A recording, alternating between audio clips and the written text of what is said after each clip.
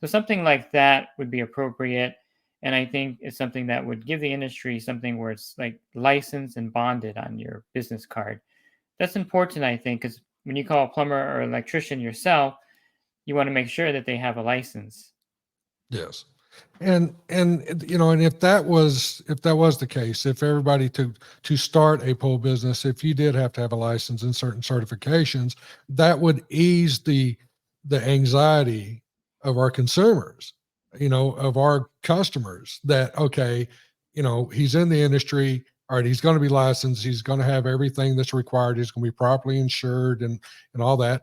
And it would probably take away a lot of this, like I said, the anxiety that our pool owners have when they go to hire somebody. Because you talk to any pool owner that's had a pool, at least in our area, if they've had a pool for 12, 15 years and they've always had somebody taking care of it, they've been through 5, 6, 7 different pool guys. And a guy just disappeared on me one day, and he broke this and said he's going to fix it. And of course, a lot of the stories you get from pool owners aren't always, they're going to favor the pool owner. But uh but that would, I just think that would really help us, solidify, become better businesses, be more respected, and help us even recruit better Mhm. people into the industry.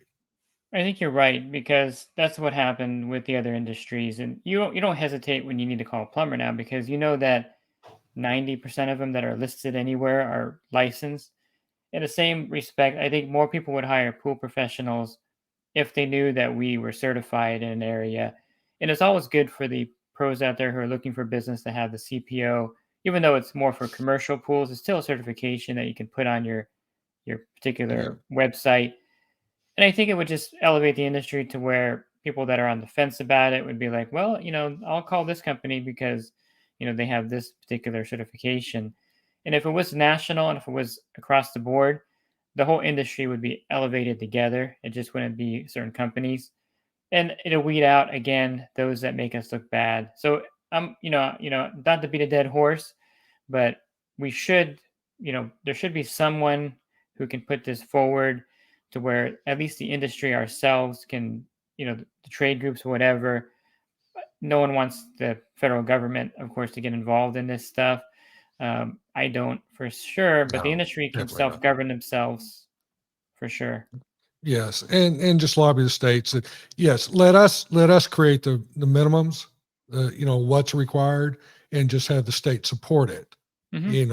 and let us guide, the industry, the well doers in the industry, let them guide the process.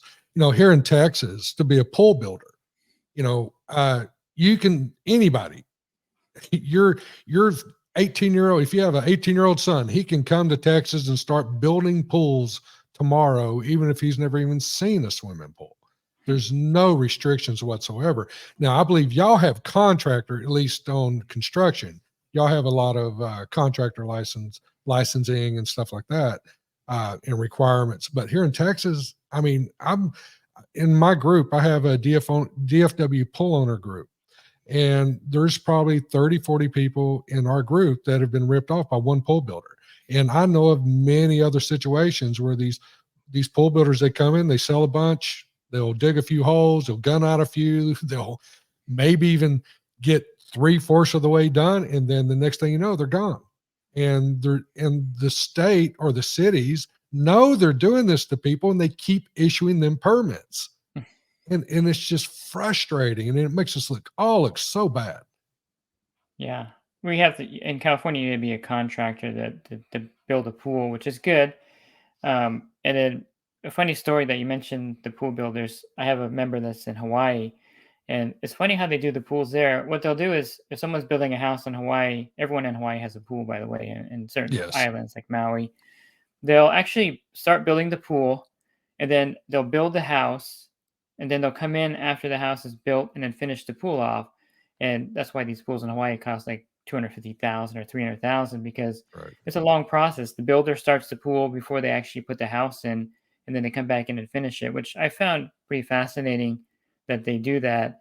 But that ensures that everything in the build is constructed properly, they're inspected, and it makes it for a a pretty locked a pretty solid build, knowing that you have it in the ground, the house is being built, they inspect everything, and then you finish it off.